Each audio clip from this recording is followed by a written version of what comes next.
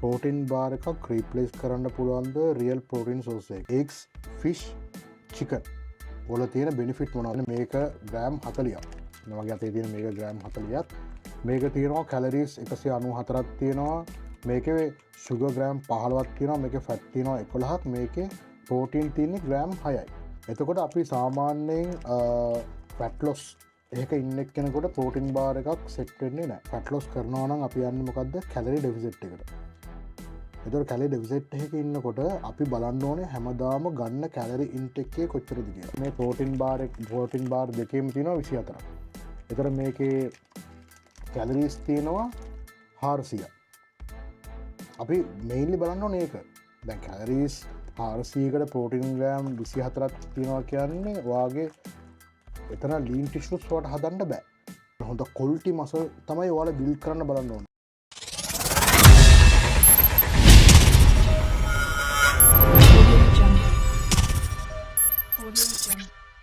Hi guys, ඔයාලා සාදරයෙන් පිළිගන්නවා මගේ ෆිට්නස් channel එකට. අද ඇවිල්ලා මම කතා කරන්න යන්නේ නිතරම මට එන මැසේජ් එකක්. මොකද්ද? coach protein bar එකක් replace කරන්න පුළුවන්ද real protein source එක. ඒ කියන්නේ chicken, beef, fish, eggs වගේ දෙයකට replace කරන්න පුළුවන්ද කියලා. right. ඒක ගැන තමයි අද අපි බලන්න යන්නේ. මේ බලමු ඔයාලට කියලා දෙන්නම්.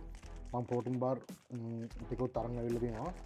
ඒතර ඔයාලට ලේලි මේ කියලා දෙන්න පුළුවන් නිසා රයිට් ප්‍රෝටීන් බාර් කියන්නේ අපිට සාමාන්‍යයෙන් එමර්ජන්සි සිටුේෂන් තියෙනවානේ ඒ කියන්නේ අපි ට්‍රැවල් කරන වෙලාවකට අපිට මීල් එකක් ගන්න බැරි අවස්ථාවල් වලට කොයි හරි අපි එළියට යනවා නම් නැත්නම් මොකක් හරි පාටිස් වලට යනවා නම් අපි අනිවාර්යයෙන් 100% මීල් වල ඉන්නවා නම් මීල් එක ස්කිප් කරන්න බැරි අවස්ථාව වලට අපිට ප්‍රෝටීන් බාර් එකක් අපිට යූස් කරන්න පුළුවන් හරිද නමුත් ඒක රියල් ප්‍රෝටින් ඒකට රීප්ලේස් කරන්න පුළුවන්ද කියවන ඒක බෑ ඒකට හේතුවත් තියෙනවා රයිට් දැන් අපි බලමු එක්ස් ෆිෂ් චිකන් වල තියෙන බෙනිෆිට් මොනවද කියලා රයිට් ඉස්සලම එක්ස් අපිට සාමාන්‍යයෙන් අඩුවට ගන්න පුළුවන් හයි ක්වොලිටි තියෙන ප්‍රෝටීන් සෝස් එකක් අනිත් ඒවා ඔක්කොම දන්නවනේ සාමාන්‍ය බොඩි බිල්ඩින් කරන කට්ටිය ගොඩාක්ම යූස් කරන්නේ එක්ස් තමයි ඒක මොකද්ද ගණන් අඩුයි ඒකේ සාමාන්‍යයෙන් ප්‍රෝටීන් ග්‍රෑම් 6 to 5 ග්‍රෑම් වගේ අපිට ලීන් සෝස් ඔෆ් ප්‍රෝටීන් එකක් ගන්න පුළුවන් අනිත් එක ඒක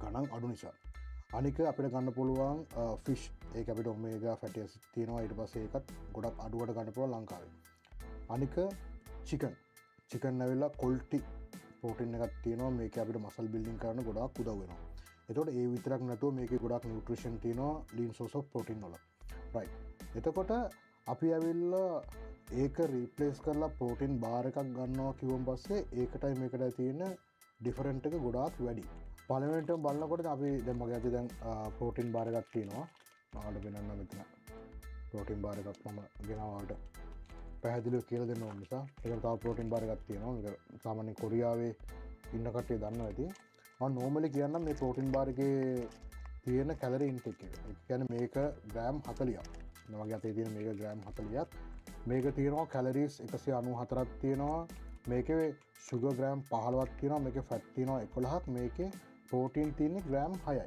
එතකොට අපි සාමාන්‍යයෙන් ෆැට් ලොස් ඒක ඉන්න කෙනෙකුට ප්‍රෝටීන් බාර් එකක් සෙට් වෙන්නේ නැහැ. දැන් මට නිතර එන මැසේජස් ඔහොම තමයි කියන්නේ කොරියාවේ ඉන්න කට්ටිය ස්පෙෂලි.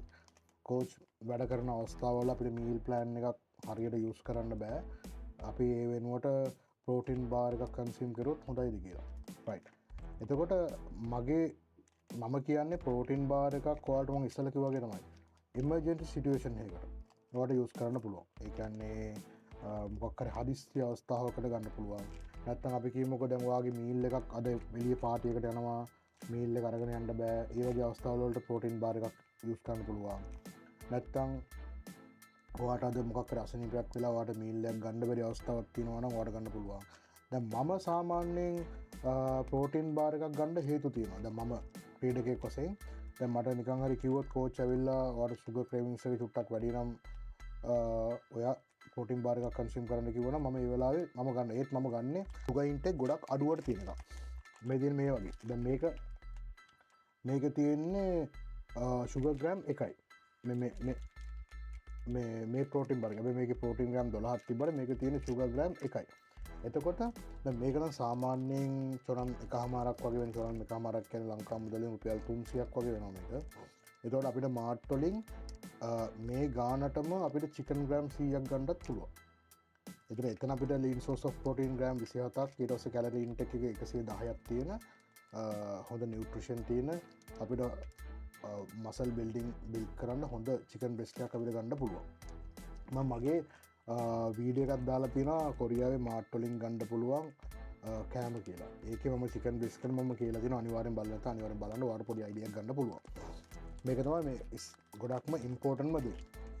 ගොඩක් කට්ටිය අපි කියමු දැන් අපි ඇඟක් අඩු කරනවා කියලා. එතකොට අපි ඉන්න ඕනේ කැලරි ඩෙෆිසිට් එක. ඒ කියන්නේ වීඩියෝ එකට මේ channel එකට අලුත් එක්කෙනෙක් නම් ඔයාලා අනිවාර්යෙන් බලන්න මේක පැහැදිලිව මම කියලා දෙන්නම්. එතකොට අපි ෆැට් ලොස් කරනවා නම් අපි යන්නේ මොකද්ද? කැලරි ඩෙෆිසිට් එකට. එතකොට කැලරි ඩෙෆිසිට් එකක ඉන්නකොට අපි බලන්න ඕනේ හැමදාම ගන්න කැලරි ඉන්ටෙක් එකේ කොච්චරද කියලා. අපි කියමුකෝ ඔයාගේ මේන්ටෙනන්ස් කැලරි එක 2500 නම් ඔයා දැන් ඉන්නේ කැලරි ඩෙෆිසිට් එකක 2000ක් කියන්නකෝ. එතකොට මේ 2000 ඇතුලේ තමයි ඔයාගේ මීල් ටික තියෙන්න ඕනේ. ඒ මීල් ටික 2000න් උඩ යන්න බෑ. එතකොට ඔයාගේ ෆැට් ලොස් එකක් වෙන්නේ නැහැ. කවුරු මොනවා කිව්වත් මීල් තමයි නම්බර් 1. මීල් එකෙන් තමයි ඇඟ වෙනස් වෙන්නේ. මම නිතර මගේ වීඩියෝස් වල කියන දේවල් තමයි නෝමලි ඔයාලා මේ වගේ දෙයක් කන්සියුම් කරනවා නම් එතකොට මේකේ තියෙනවා ප්‍රෝටීන් ග්‍රෑම් 6ක් වුණාට මේකේ කැලරි ඉන්ටේක් එක ග්‍රෑම් 200ක් තියෙනවා. මේක ගොඩාක්ම ස්පෙෂල් වෙන්නේ ෆැට් ලොස් කරන කට්ටියට. මේක නෝමලි ඔයාලා ගත්තා නම් මේකේ කැලරිස් වැඩි.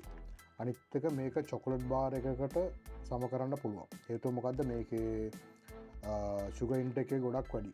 ග්‍රෑම් 15ක් වගේ තියෙනවා. අනික මේක සාමාන්‍යයෙන් ඔයාලා හදිස්සි අවස්ථාවකට යූස් කරන්න නැතුව නෝමල් අවස්ථාවට ගන්නවා කියන්නේ අපරාධ සල්ලි. අයි මේ සල්ලි වලට ඔයාට චිකන් බ්‍රෙස්ට් එකක් වගේ ගන්න පුළුවන්. නැත්තම් ඔයාලා ලංකාවේ ඉන්නවා නම් ප්‍රෝටීන් බාර් එකේ ප්‍රයිස් එක මම හරියට දන්නේ නැහැ.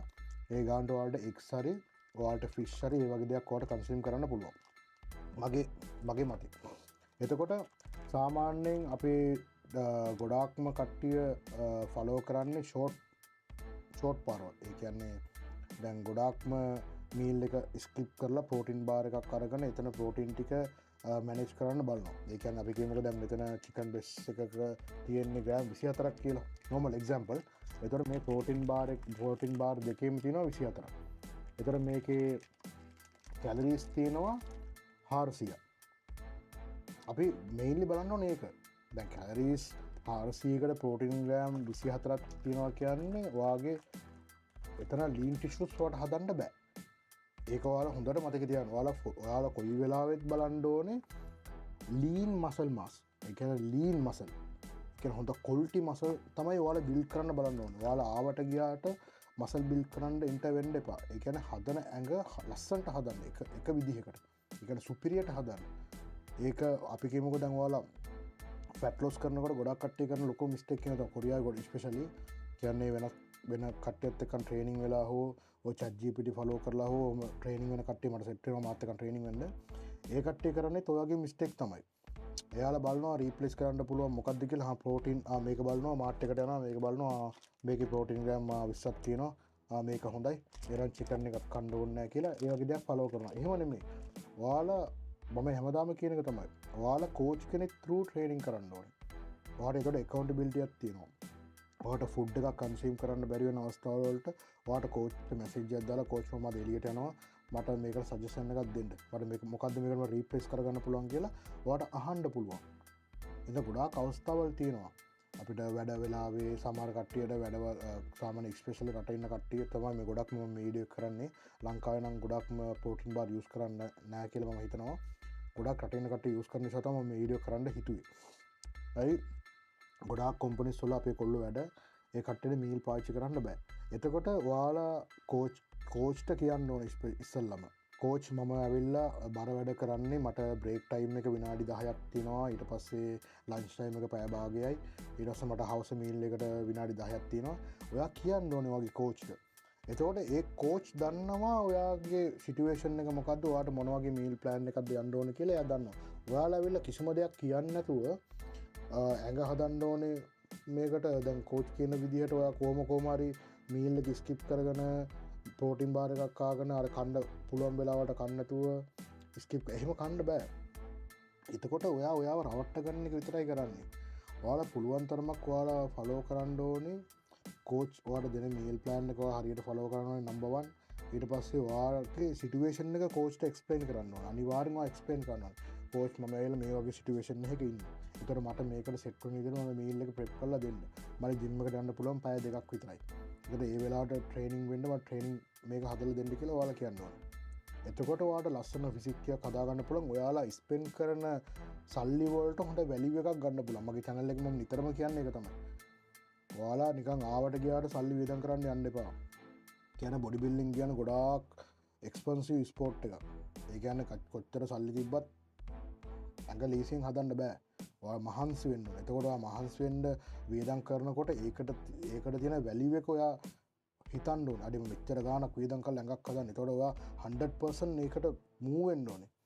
ඒතර කෝච් ඔයාට 100% ඔයාට සපෝට් එක දෙනවා නම් ඔයා ඇවිල්ලා 20% මේ අරගෙන වර්ක්අවුට් කරලා වැඩක් නැහැ. ඩයට් කරලා වැඩක් නැහැ. ඒක රිසල්ට් එකක් ගන්න බෑ.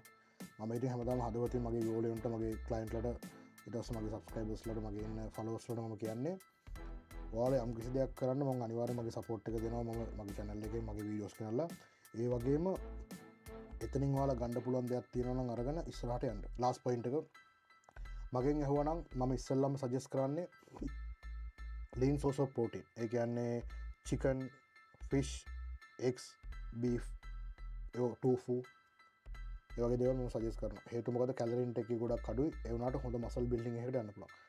දෙවෙනි එක isolate protein, whey protein. මේ දෙක සුපිරි. ඊට පස්සේ ඔයාට හදිස්සි අවස්ථාවකට ඔයාට ප්‍රෝටින් බාර එකක් යූස් කරන්න පුළුවන්. එච්චරයි මම කියන්න හිතුවේ. මොන හරි ඩවුට්ස් තිබ්බනම් අනිවාර්යෙන් කමෙන්ට් එකක් දාන්න. මම ඔක්කොටම රිප්ලයි කරනවා. දැන් ඔයාලට ප්‍රෝටින් බාර් ගැන පොඩි ක්ලියර් එකක් ඇවිල්ලා ඇති කියලා මම හිතනවා. එහෙනම් ආයෙත් ලස්සන වීඩියෝ එකකින් සෙට් වෙමු. ජය වේවා.